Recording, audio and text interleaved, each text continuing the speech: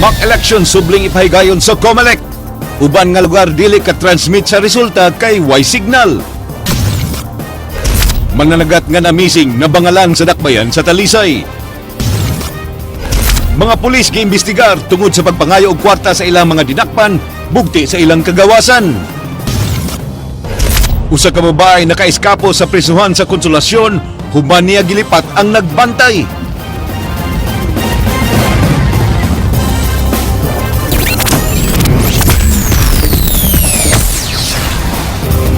Maayong hapon Sugbo ug Kabisayan. Nalangay og kadali ang mock election sa Barangay Lusaran ning Dakbayan human nga dugay miabot ang sakyanan nga gikargahan sa mga vote counting machines. Ang kompletong detalye sa report ni Ray Pasaporte.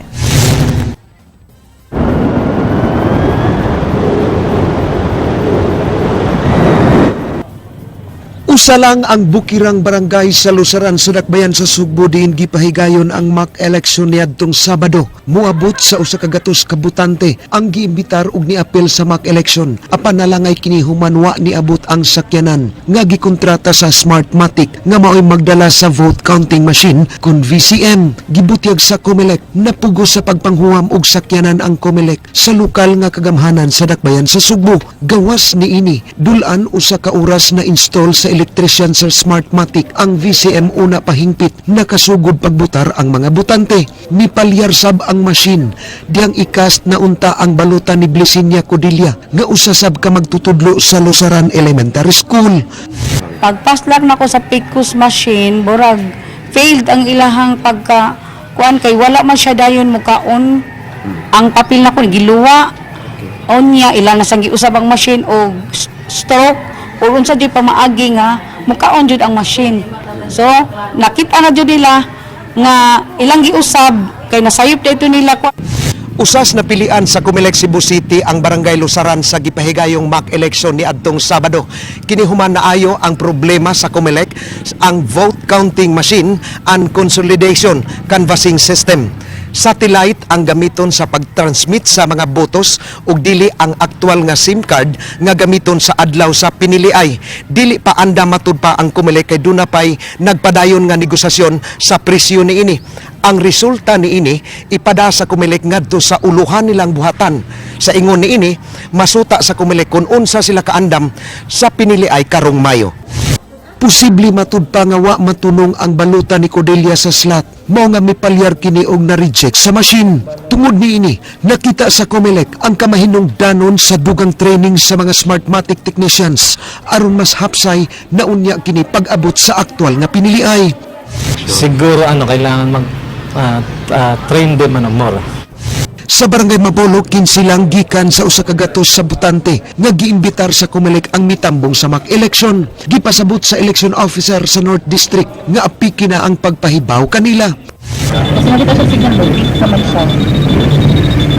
Apan bisan sa ginagmay nga diferensya, malampuson ra ang transmisyon sa baluta gikan sa Lusaran ug Mabolo. Dili kanon, daghang rason nga nung dili kanon. That's part of the security features. Like for example, og mabutangan na og linya ng mga barcodes diha. So probably ma-change ang iyahang pagbasa sa machine, iluwa na siya kay kining ato ang machine naa na mga security features nga dawa more gining balutang ato ang dawaton. Alang sa Aksyon Bisaya, Ray Pasaporte, News 5. Barangay sa Santander wala makatransmit sa resulta sa gihimong mock elections. Ang mong problema ilang ipadangat ngadto sa kadagkuan sa COMELEC. Kinigiaksyonan ni Jinky Rusit. Usa lang ang Central School ug Barangay Kabutungan sa lungsod sa Santander ang napilian sa Commission on Elections alang sa simultaneous mock election niadtong Sabado. Hapsay ug malinawon ra ang tunga sa adlaw nga mock election nga gisugdan alas 7 sa buntag ug natapos alas 12 sa udto. Apan 98% ra sa mga pinili nga botante ang mitunga sa polling precinct sa Santander ug mga poll watchers na lang ang mitapos og butar. Sa 100 ka mga voters, 92 ra ang gidawat sa vote counting machine ug 8 ang gi-reject. Butang nga gikasagmuyo sa ubang botante. Ang Santander dunay 11,577 registered voters. Para sa kuha, Dili ko layan sa inaaning klase. Gusto ko tong manumano. Maklaro na kong tanaw ang maong mga papel, mga ngalan. So kanang diha kulbaan pa ko. Medyo masayon ron kay kung wala kay basabot sa una kung masayo pud ka dili man mo sakat karon maora gihapon pero mas madali ron. Ang VCM kon vote counting machines mo'y gipuli sa PCOS machine kon precinct count optical scanner nga gigamit natong 2010 ug 2013 elections. Matag presinto, dunay technician gikan sa Smartmatic nga mo'y provider sa voting and counting machine. Apan human sa mock elections, naglisod og transmit sa resulta ang barangay Kabutungan tungod sa kakuwang sa signal, busa gikinahanglan pang mobiyahe og 7 ka kilometro ang mga Board of Election Inspectors paingon sa munisipyo. O sa transmission, inana po nang mahitabo niya sa actual na gyud. Pero mas madali kaysa magpaabot pa ka kung kano sa makakuha og signal. So may pedadon dire niya i-transmit dire na lang. Gipasalig hinon ni Canillo nga ipadangat nila kining maong problema sa National COMELEC aron mahatagan kini og sulbad sa dili pa ang May 9 election. Si Senior Superintendent Raylin Donlawas sa PRO 7, personal sub nga mi-supervise sa security sa mock elections. Matud niya, ang susamang police visibility sa maong dapit mao gihapon ang ilang ipatuman sa aktwal nga piniliay karong Mayo. Maobitan ng akong gipangitaan ng Chief of Police din kung asang yang security assistance desk. Kaya niyon siya narakunoskilin ko atog yung i-establish gud og what we expect to see karong May 9 election should be seen karon. Alang sa aksyon Bisaya, Jinky Rosit, News 5. Nasunog ang ikaduhang andana sa kanhi Session Hall sa Legislative Building sa siyudad sa Danao alas 7:30 ang takna kagabi. Temporaryong giabandonar ang kanhi Legislative Building human kini gipaubos og major renovation. Among edipisyo ana nahimutang luyo sa Executive Building. Nakontrolar ang maong kayo sudlang sa 7 ka minutos. Ang kabomberohan sa Danao City padayon pang niimbestigar sa hinungdan sa sunog samtang gipaabot pasab ang danyos niini.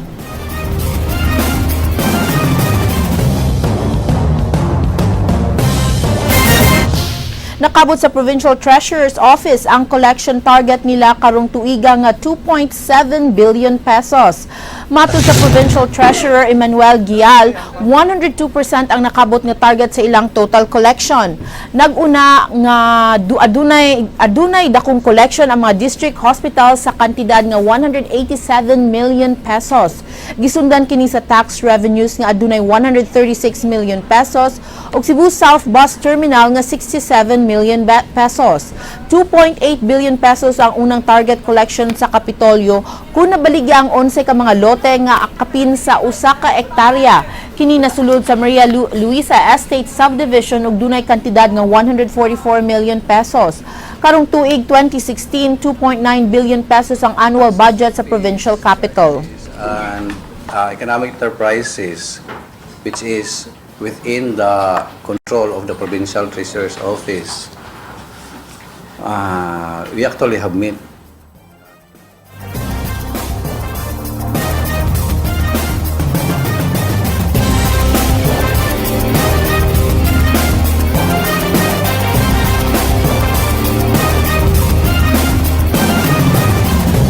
Nakitaan nga solusyon ang MCWD aron dali nga maayo ang tubo diha sa Mandaue-Mactan Bridge. Ang solusyon atong sayron sa report ni Ryan Sorote. Nagkadugay, nagkadaghan ang mga babag aron madali ang pag-ayo sa First Mactan Bridge. Gawa sa nagpabilin nga mga balay ilawom sa tulay, problema usab ang pag-secure sa tubo sa MCWD nga nagsubay sa taytayan. Dungan sa pagtugod sa tulay, mo ang pagbutang sa karaang tubo. Gilikayan sa MCWD nga madaot o mukulaps ang tubo sa pagsugod unya sa dagkong mga repair sa tulay. Na-worry ang DPWH nga on the process of rehabilitation sa sa Mandaue-Mactan Bridge nga road basin unya ma-collapse ang support asang pipe. Mibalibad ang kontraktor sa pag-rehabilitate sa tubo sa MCWD kay di kinyang ilang specialty. Mahimo mukuha og laing kontraktor o ang MCWD mismo ang mohimo sa rehabilitation apan langay kini. Nag-counter-proposal ang MCWD sa paggamit na lang og hot-dip galvanized iron steel rods, inay nga ang original nga steel project. The same gyapon na siya og effect nga although minimal ang iyang cost, pero hot dip na siya nga made kana siya nga steel support sa pipes. Gingong masayon niya ang trabaho ug susama ra gihapon kini og kalidad sa original nga proyekto. Masulod ra kini sa budget sa MCWD alang sa rehab project nga 1.5 million. Gipaningkamutan sa MCWD kung makahayas sa kontraktor nga masugdan dayon ang proyekto nga humanon nila sulod sa 32 ka adlaw. Di pa mahimong sugdan ang dakong i-repair sa First Mactan Bridge kung di ma-rehabilitate ang tubos sa MCWD. Paninguhaon gihapon sa Department of Public Works and Highways nga mahuman sa Disyembre ang pag-ayo sa tulay. Maybe tingali og tagaan mi og signal sa DPWH nga mag-una lang usab mi within more than 1 month gina siya humadayon kanang musugot ang DPWH officials. Alang sa Aksyon Bisaya, Ryan Sorote, News 5. Usa ka babaeng mabdos nga napriso sud sa Konsolasyon Police nakasibat human niini gilipat ang jail officer on duty. Apan human ang 7 ka oras nga pagpangita kaniya nadakpan kini pagbalik sa mga otoridad. Ani ang exclusive report ni Leslie Caminada Vistil. Wa damha sa Konsolasyon Police nga nunod sa kahimtang niini nga nagsabak apan nahimo pa sa suspect nga si Maylene Valdez Patigayon nga moiskapo gikan sa kamot sa jail officer kagahapon sa buntag. Gingong mihangyo si Patigayon kang SPO4 Renirio Patillas nga mogamit sa pansayan. Hinungdan nga iya kining gipagawas. Si Patillas ni atong tungura dunay giatender nga laing piniriso. Hinungdan nga nakahigayon ang suspect og sibat gikan sa police station. Tungod lagi kay wa patay facilities aning mga babae. Routine din mo every morning amo gina siyang pasiaron o paliguon. But every morning gina kay kanang kahiuna na siya ug asa na nato mga babae anha ra man siya mangi kay mabutang man mig arenola nila kay wa mo gitay facilities sa ato mga jail nga babae. So muning karon buntag lang nga nag-inspection siya then nihangyo ang ato babae nga maligo malibang motong gipagawas while nga nagsira siya sa jail. Just ang kilid to maong subject atong priso na to. Then karon namay uwang concern sa mga jail uban nga nisulti siya mo to yung entertain ang concern galay naglock siya naliban sa babae niya daghan kin tawo ang niagi tungod sa atong nanimbaw na nawa gyud siya pananaw. 7 ka oras nga mihimo og manhunt operation ang Konsolasyon Police. Gisubay nila ang tanang posibleng bisitahan ni Patigayon gikan sa bukid sa Liluan, paingon na sa Talamban ug hangtod nga dunay nakatug-an nga nakit-an kini sa Cardaba, Basak, Mandaue. Dali nilang gisubay ang dapit ug didto ilang nasikop pagbalik si Patigayon. Di pinsa ni Patigayon ang kagutom o hinungdan nga miikya siya gikan sa pulis. So sige mig follow up abot mig Talamban, abot mig bukid. Mo to come up nga dunay istorya po nga dawat na mo nga naa kunoy palintip on adtuan ng Mandawi. So gitrace na mo dito ni mo dakwis Mandawi. Pag abot mo ni sir, dito gid sa balay sa katong gi-impose na mo wala ra siya ni refuse inyo sir pagkuha. Nitago na siya dito, marumag nahingang hasad to kana surprise man sila katuos na police maabot dito lupita kay medyo suddonon kayo nya motabok kag sapa dito sa Agayans. Nisibat ka? Gutom ko ba? Pwede ka tagi pagkaon. Wala sa'yo ko man kaya. Niya, mag-anday ka na ngayon. Wala may tao doon. Nisibat mo ka. Gutom na ka. Hindi mo ka ni Agi. Hindi na simbahan. Niya, Boss. asa mo ka paingon? Ito rin sa Omega. Hindi na pagkaon ka dito. Huwag ka nagmahayin ng sibat-sibat ka.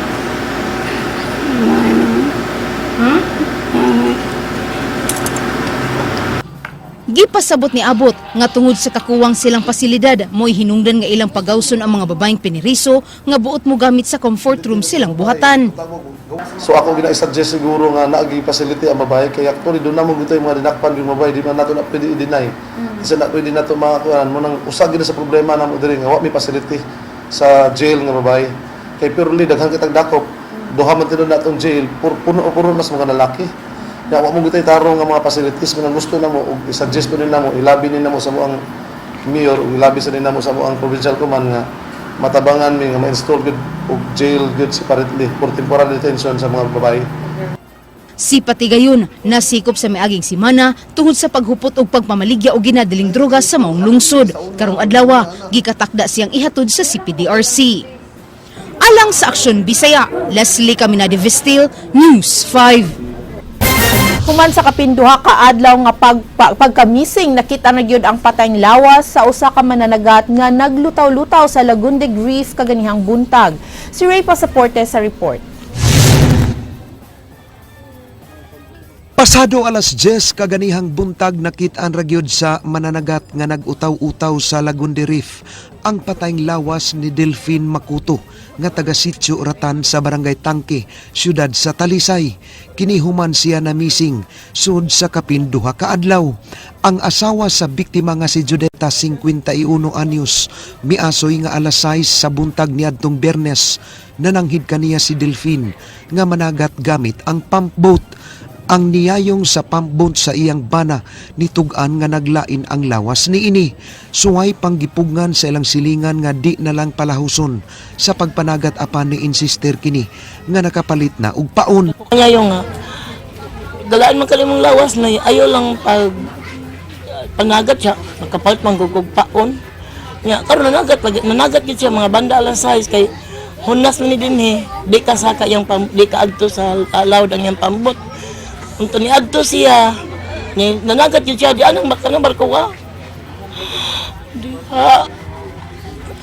Kanpasa. Alas 11 sa buntag, ang iyang pag-umangkon nakaagi sa iyang bana nga nanagat apan ni anang alas 2 na sa hapon. Gidala na ang pambot sa baybayon, sa lain nilang silingan ug maoy ni pahibaw kaniya nga wala na ang biktima. Ang niya kanang parimilyo, niingot nagdana sa pambot nga ay tao, kuha. Si Dilpin Asaman ko. Si Dilpin Asaman, ay tao. Kuha, ay tao to. Mountain town, wala. Ba't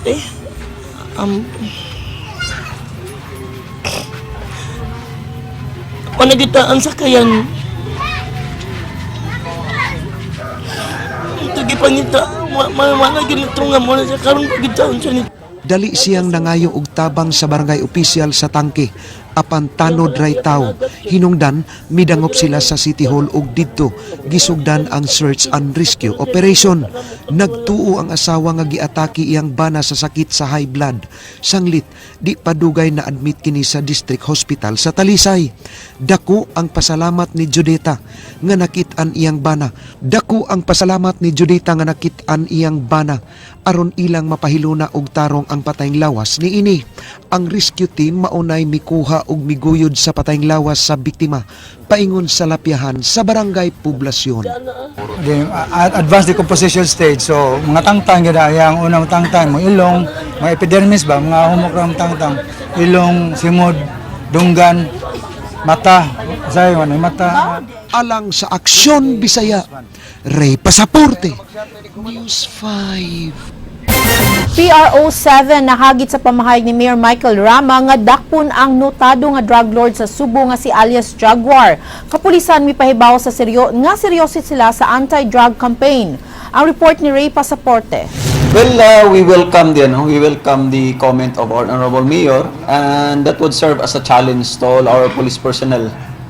Niadtong Biyernes miluwat og pamahayag si Cebu City Mayor Michael Rama nga drama lang ang gihimong anti-drug operation sa mga kapulisan sa dakbayan sa Sugbo kay kasagaran madakpan kadturang mga manuyopay og gagmayng puser. Gipahimug-atan sa kadagkuan sa mga kapulisan sa Rion City ang pamahayag sa mayor.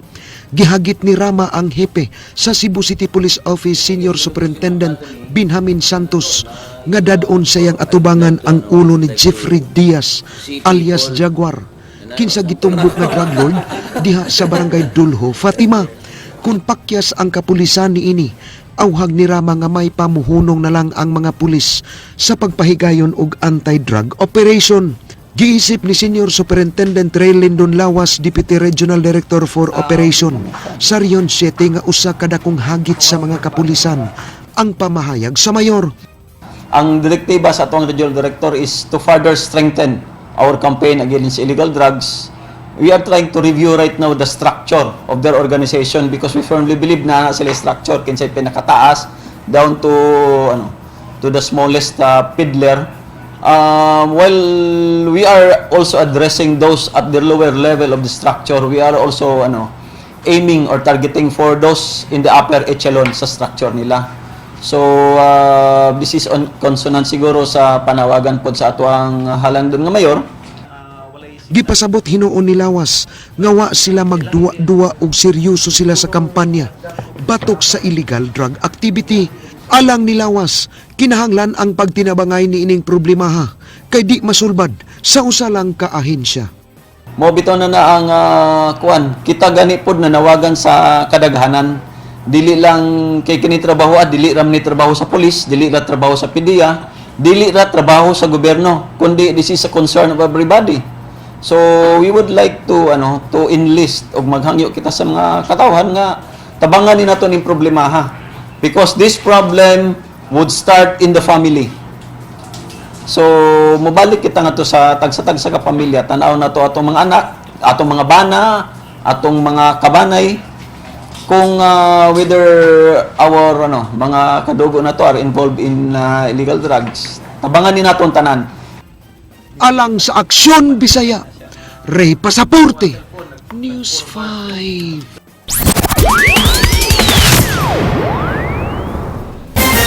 Giuwan ang Valentine's Day apan wala kini makapugong sa uban alang sa pagsaulog niini. Apan ang mipahimulos sa higayon alang sa pagpaninda sa gift items mireklamo kay menos ang ilang halin tungod sa uwan. Ani ang report ni Leslie Caminada Vestil.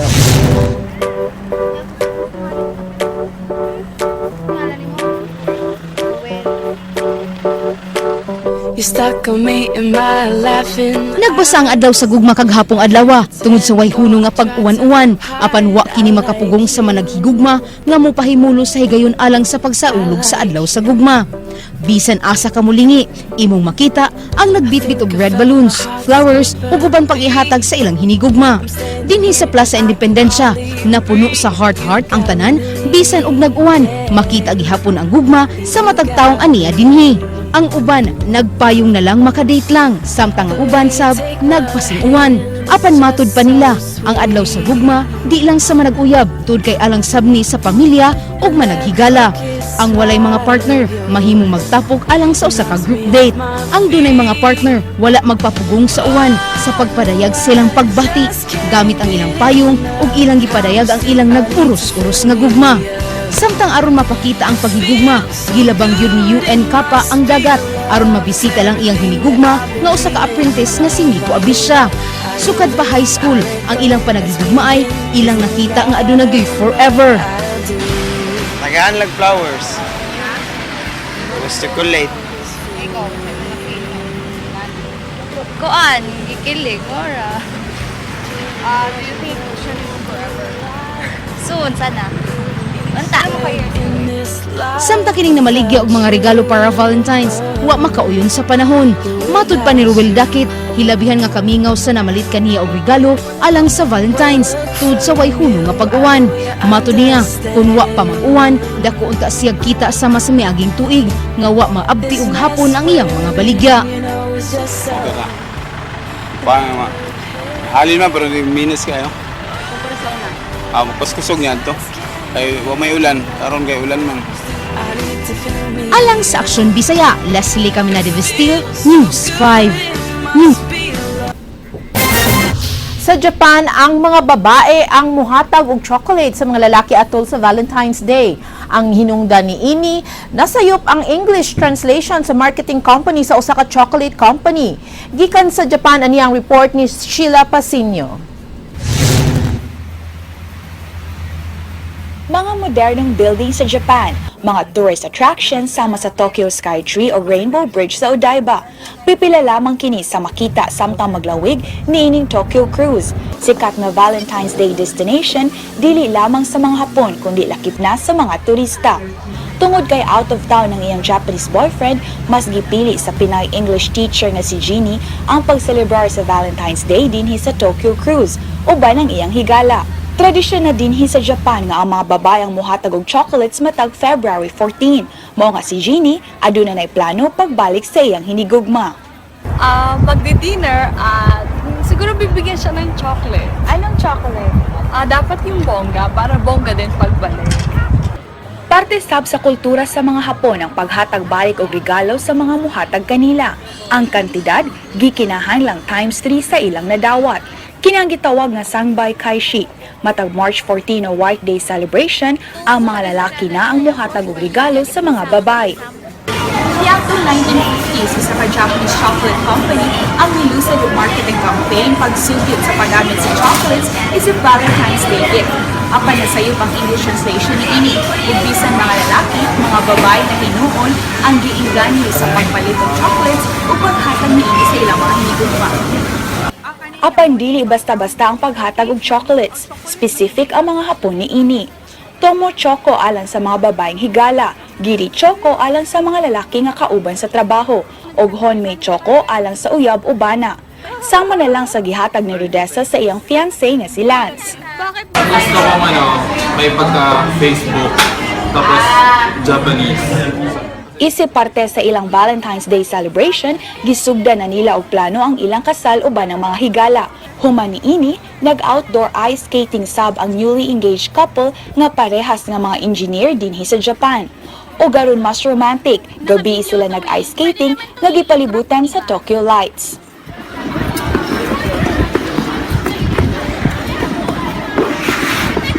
Ang Valentine's namin this year is very special since it's our first Valentine's together as an engaged couple. So, since nandito kami sa Japan, susunod ako sa culture nila. So, this year, ako yung nag-gift sa kanya ng chocolates. Pilipino man o Hapon, lahi-lahi man o kultura o lingwahe, apan sa matang sa kitang tanan, magyasilap tanayra. Gikan dinhi sa Shibuya, Tokyo, Japan, alang sa Action Bisaya. Philip Basilio, News 5. Dakbayan sa Sugbo na balaka sa pagdungan sa dry spell o dry season nga masinati sa musnod nga mga bulan. Kinigi-action na ni Leslie Caminada Vistil. Bisan sana sinating pag-uwan-uwan karong simanaha, wala mo kumpiyansa ang City Agriculture ug namundo og tubig. Ilang gipangandaman ang grabing kainit sa dungan sa pagnihit sa uwan nga makaapekto sa mga mag-uuma. Nabalaka ang Pangulo sa City Agriculture, Joey Baclayon, sa pagdungan sa dry spell ug dry season sa nasud nga makadaot sa mga pananom ug kahayupan. Nagpadayon ang ilang pag-seminar sa mga mag-uuma aron makapangandam ug kapanalipdan ang ilang giuma. Yeah, money worries na to po because despite this El Nino, padung puta sa summer ba. Let's hope and pray na lang wala dyan. But we're prepared actually. Pagkakaroon, mato ni Baclayon, wa sila maproblema sa supply sa utanon, prutas ug uban pa. Gani miubos ang presyo sa utanon tud kay naghinubra kini bisan sa epekto sa El Nino nga nasinati sa nasod. Mapasalamaton siya kay way hunong ang pag-uwan ug pagbugnaw sa kabukiran nga nakaabag sa produksyon sa mga tanaman. But we're very fortunate sa tuwa we're still experiencing Joey abundant rainfall sa bukid, and then the temperature of course ni ubos po. Joey Baclayon. The day in fact is 22 during the day. Si Joey and Baclayon. During the night is 15 to Joey 20 Baclayon. degrees. It's very appropriate for production. Alang sa Action Bisaya, Leslie Caminada Vistil, News 5. COMELEC nakahukom sa subli nga pagpahigayon sa mock elections. Tuyo nila ang subli nga pagtesting sa pag-transmit sa resulta sa mga bagong vote counting machines. Kinigi-action na ni Jinky Recit. Nunot sa mga kakulian sama sa hine nga pag-transmit sa mga resulta sa mock election nitong Sabado, apan gihulagway sa Commission on Elections Cebu Province nga hapsay ra kini. Ilan na sab nga gipadangat sa uluhang buhatan sa COMELEC ang mga problema nga ilang nasugatan atol sa mock election. Tungod niini, posibleng mahitabo na sab ang laing mock election karong buwan sa Abril. Transmission test ra unta ang usbon sa COMELEC apan na desisyonan sa chairman nga hingpit nga ibalik ang kinatibuk ang proseso sa eleksyon. Ang atong chairman gusto niya nga himuon ang English transmission test lang, i-appear na ang mock elections. That is by April. I think selected sites lang nga for nationwide. Nangabot kaganiha ang dugang vote counting machines nga gamiton alang sa seminar of trainings sa mga election officers nga magsugod ug mga adlaw. Lakip sa i-train ang mga election assistants samtang karong Marso 1 usab ang training sa mga Board of Election Inspectors. Tumong sa COMELEC nga preparado na sila sa paggamit sa vote counting machine karong Mayo. Okay, accurate kayo atong kuhan. Atong counting machines, atong nakita na manual audit kung 100% nagtakto. So, nangamo na lang siguro kaya nagkumana itong machines, more voter education natin. Alang sa Aksyon Bisaya, Jinky Rosit, News 5. Usa ka team gikan sa CIB Cebu City Police mag-atubang og investigasyon human pa sa nginli nga nanakop og drug personalities ug gipangayuan og tag 75,000 pesos ang upat ka dinakpan bugti sa ilang kagawasan. Si Ray Pasaporte sa detalye. Imbestigaron sa Police Regional Office 7 ang sakop sa City Intelligence Branch Cebu City Police Office. Human gipasanginlan nga nang holidap og dinakpan sa gidili nga drogas diha sa Barangay Dulho, Fatima. Usa ka kasaligang tinubna nagbutyag. Dunay team sa CIB ang nipahigayon og raid kagahapon sa hapon sa Dulho, Fatima diin upat ka tawo ang nadakpan ug nakuhaan og daghang shabu apan giingong wa giblater. Gipasakay matud pa sa sakyanan sa CIB ang mga dinakpan ug gituyok-tuyok. Dayon gipangayuan tag 75,000 pesos ang matag usa sa dinakpan. I will get the details of that, then I will direct the concerned police unit to conduct investigation. If not, the regional office may mo conduct investigation.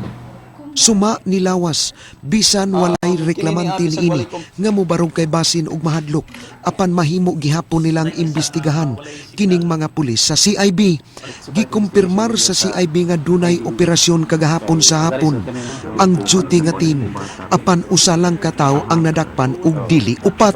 Dunay operation gahapon mga alas 6 sa hapon regarding aning intensified police operation diya sa may Barangay Dulho. Resulta ni sa ang result mo ning nadakpan ni si usara ka personality kini si Lito Pakulanang, 18 years old. So ang nakuha niya maraming 7 ka gagmay nga sashi. Ang posibleng muhimo sa investigasyon sa hulidap mao ang Investigation and Detective Management Branch kun IDMB sa Cebu City Police Office. Alang sa Aksyon Bisaya, Ray Pasaporte, News 5. Gimbitar sa Cebu City Anti-Indecency Board ang kadagkuan sa usa ka lokal nga tabloid. Alang sa mong buhatan, malaway ang napatik nini nga sugilanon. Kini giaksyonan ni Leslie Caminade Vestil. Gipadalhan og imbitasyon ang kadagkuan sa Banat News nga mipatik sa usa ka istorya nga gihulagway sa kaib nga malaway. Matud pa sa chairman sa City Anti-Indecency Board, Dr. Lucille Mercado, nakita silang buhatan ang usa ka artikulong gipatik nga naghatag og laway nga imahinasyon sa magbasa. Nang hinaot si Mercado nga dunggo ng ilang imbitasyon karong Biyernes. Buot nila nga madungog ang habig sa kadagkuan sa tabloid ug kun nganong ilang nga gipublikar ang artikulo. To hear their side for that column nila nga mga iba sa paraiso ni Adan.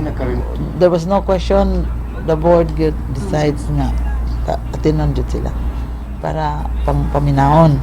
Nya unsa man gani resulta, then we will take it from there ug unsa na say next step. Mipahimang na balik si Mercado sa mga tabloid, lokal man o nasyonal, nga magmatngon sa gipatik sa ilang mga tagsa-tagsa kamantalaan. Matud pa ni Mercado, di lang ang pamantalaan ang ilang gibantayan. Apil usab ni ini ang mga istasyonan sa radyo nga adunay pasundayag nga malaway. Ang kuan jud ana warning nato nila nga ang ubang tabloid ayo jud kumpiyansa. Kay even if these are not from taga Cebu City, nya let's say namang taga Manila nga mga buteri nya in ana amo gid na gihapon silang gitawag nya padad-an og suwat. Alang sa Aksyon Bisaya, Leslie Caminade Vestil, News 5. Bus company giawag sa paggamit sa moderno nga mga bus sa ilang giaplayan nga bag-ong rota. Kini giaksyonan ni Ryan Sarote. Mitambag ang Land Transportation Franchising and Regulatory Board 7 nga mga hybrid bus sama sa MyBus ang gamiton sa Cebu City KMK Transportation Corporation. Ang KMK nga naglaraw nga moablig bagong ruta paingon sa Robinson's Galleria. Matud sa LTFRB 7 dakong matabang unya sa Bus Rapid Transport System ang plano sa KMK bisan di kini kabahin sa plano. Ang MyBus sa SM kabahin sa second phase sa BRT system nga mogamit og mga hybrid bus nga hangtod karon wa pahingpit nga napatuman. Buot mo biyahe ang KMK sa ruta gikan sa San Fernando paingon sa Robinson's Galleria sa Habagatang Sugbo o gikan sa Compostela sa Amihanan. Ang gusto ng gumila po sa unit, ang gusto siya itong mga BRT reading ng mga unit, mas maayo, high quality. High quality public transport system. Mas maayo, no? Kahit para komportable ang mga pasero. Dili ka to, ordinary aircon buses man. Ang KMK adunay ruta karon sa SM City Cebu sa North Reclamation Area paingon sa dakbayan sa Naga pabalik. Nagsagol ang mga bag ug karaan nga mga bus nga gipadagan sa KMK matag tunga sa oras. Ang Robinson's Galleria mihangi nga adunay public transportation nga moagi sa ilang mall. Magagian sila sa ruta sa MyBus sa SM nga gipanag-iya sa ilang kompetisyon apan walay bus stop nga gibutang duol sa ilang tindahan. Nagkinahanglan og endorsement gikan sa dakbayan sa Sugbo ang application sa KMK alang sa prangkisa gikan sa LTFRB 7. Yun na, once ma-approve na siya, tagaan o i-consider na siya nga developmental road, na tagaan ang request na og 2 years. So, kanana orang return of investment. Tapos after that, pwede na mo dawat og additional unit ang opisina. Alang sa Action Bisaya, Ryan Sorote, News 5.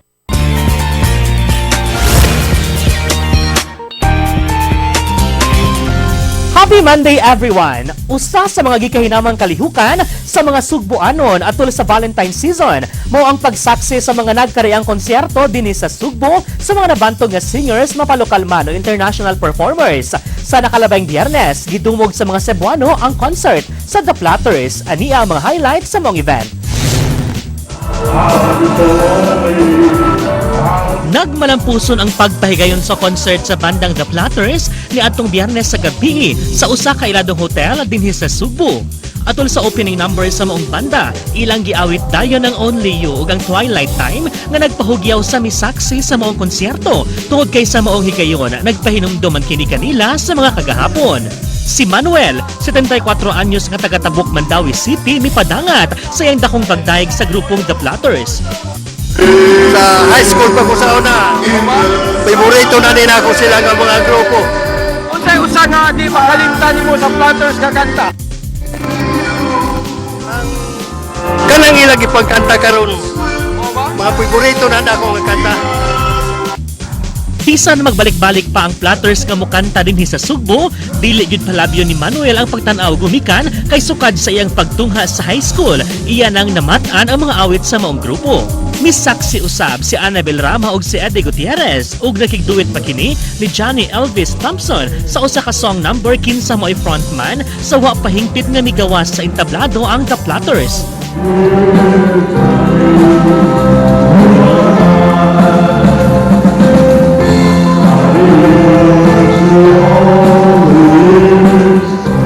Matod sa kadaghanan, usa ang musika nga magpahinumdom kanato sa mga nakalabayng panghitabo nga dunay dakong kalambigitan sa atong pagkatao karon. Love songs are everywhere because this is the season where love is always in the air. Og mao kadto naglangkob sa Tonight News karong hapon alang sa walay karapusang mga chika o balikon ninyo matag alas 7:30 sa buntag weekday sa Rated JP sa Radio 101.9 News FM Cebu. Kini si JP Lau Quatsera nga word of the day nagkanayon. Happy Valentine's to all those who are taken, almost taken for granted, assumed to be taken, and most especially to those who are mistaken. Agay!